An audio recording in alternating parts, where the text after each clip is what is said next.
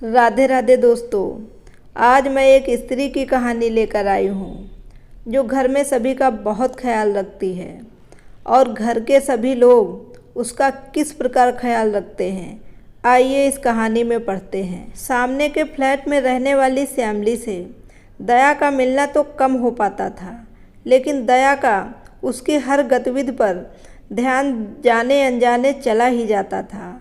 दोनों के घर की रसोई की खिड़कियां आमने सामने ही पड़ती थीं। तभी तो श्यामली कई बार मजाक में कह भी चुकी थी, लगता है आपका सारा दिन रसोई घर में ही बीतता है।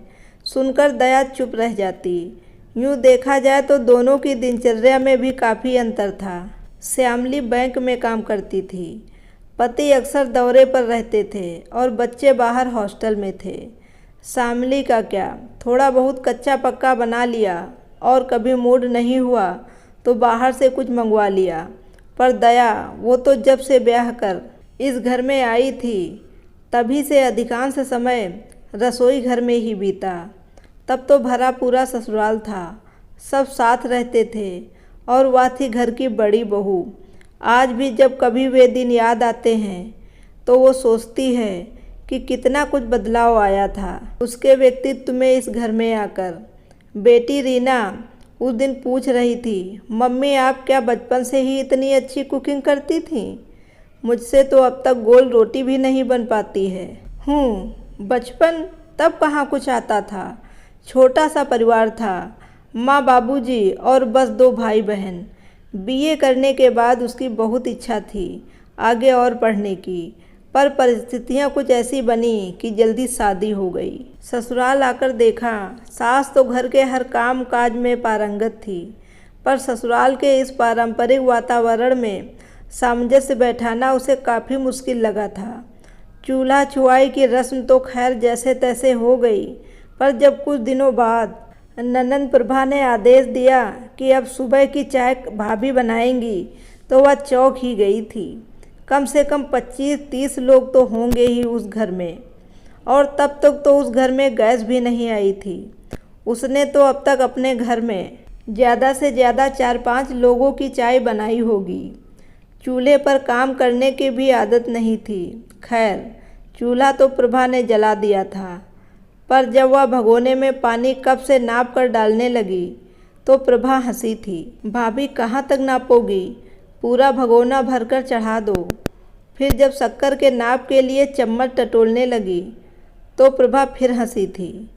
अरे भाभी, ये तो शक्कर के डिब्बे में बड़ा सा कटोरा है ना, भरकर डाल देना। और हाँ, चाय के डिब्बे में भी एक छोटी कटोरी है, वही नाप है। प्रभा ही थी जो उस समय हर काम में उसकी मदद कर देती थी। सब्जी के तेल मसाले से लेकर रोटी और पराठे के आटे तक का नाप तौल वही बताती रहती।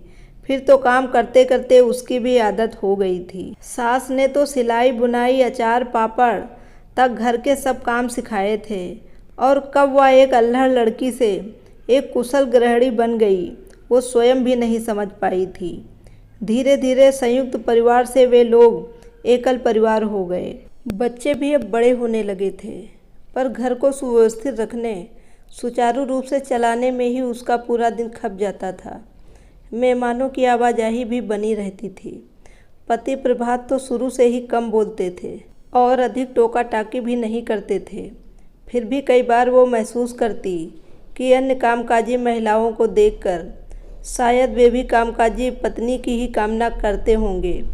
घर के बढ़ते खर्चे से बजट भी डगमगाने लगा था। बेटे की कॉलेज की पढ़ाई थी, फिर बेटी रीना की शादी आ गई तो कर्ज बढ़ गया था। तब तो उसने एक बार रीना से कहा भी था, मैं भी शादी के बाद बीएड करके नौकरी कर लेती तो अच्छा रहता, पैसे की इतनी कमी तो महसूस नहीं होती। अब देख, तेरी शादी के बाद अगर छोटा सा भी फ्लैट लेने की सोचेंगे तो उसके लिए भी भारी कर्ज का इंतजाम करना होगा। मम्मी, रीना ने तो तुरंत टोक दिया, आप नौकरी करती तो हम भाई बहन की इतनी अच्छी परवरिश कैसे हो पाती। पापा तो नौकरी के सिलसिले में अक्सर बाहर ही रहते थे, फिर हमें साफ सुथरा सजा संवरा घर, स्वादिष्ट खाना कैसे मिलता। मुझे तो अब तक याद है कि हम भले ही कितनी देर में घर पहुँचते आप हमेशा ही हमें गरम गरम खाना खिलाती थीं। अब मुझे देखो ना, दीपू का कहाँ इतना ख्याल रख पाती हूँ। कभी कभी तो उसे बुखार में भी घर छोड़कर ऑफिस जाना पड़ता है। पर रीना, तेरे पापा ने तो शायद ही कभी महसूस किया हो कि घर में रहकर मैंने कभी कोई योगदान दिया है इस गृहस्थी को चलाने में। मम्मी, रीना ने फिर बात काट दी। आप भी कैसी बातें कर रही हो? पापा कम मुँह पर किसी की तारीफ करते हैं, पर इसका ये मतलब तो नहीं है कि वे समझते ही नहीं हो कि आपने कितना कुछ किया है, हमारे लिए ही नहीं पूरे परिवार के लिए भी, यहाँ तक कि चाचा बुआ सबके लिए। और अभी भी तो करती ही रहती हो। अब जब पापा रिटायर हो जाएंगे तब खूब समय होगा आप दोनों के पास, जिम्मेदारियाँ भी कम हो जाएंगी। तब पापा आपको बता पाएंगे कि कितना योगदान है आपका इस परिवार को बनाने में। आप लोग फिर खूब घूमने आ जाना, अपना दूसरा हनीमून मनाने। दया तब हंसकर रह गई थी। बातें बनाना तो कोई तुमसे सीखे। रीना को हल्की सी झिड़की भी दी थी उसने। पर अब तो प्रभात वास्तव में रिटायर होने जा रहे थे। आज ऑफिस का आखिरी दिन है, पार्टी वगैरह भी है। फिर अगले हफ्ते बच्चे भी आ जाएंगे। पापा का रिटायरमेंट और 60 वर्ष पूरे होने की खुशी दोनों ही साथ मनाने का कार्यक्रम है। सोचती हुई दया बाहर लॉन में आकर बैठ गई थी। श्यामली भी शायद अभी बैंक से लौटी थी। स्कूटर खड़ा करके अंदर जा रही थी। उसके चेहरे पर मुस्कुराहट थी। जाने अनजाने पता नहीं क्यों वह अपनी और श्यामली की तुलना करने लगती है।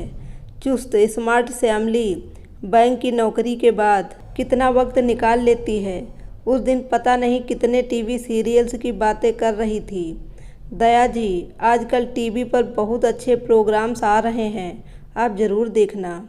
कई बार तो बहुत अच्छी फिल्में भी आती हैं। वह सोचती है कि वो तो कभी पूरी फिल्म देख ही नहीं पाती। घर परिवार, मेहमान, घर के कामकाज से मुश्किल से कुछ समय निकालकर अखबार देख लिया या न्यूज़ सुन ली तो बहुत हो गया।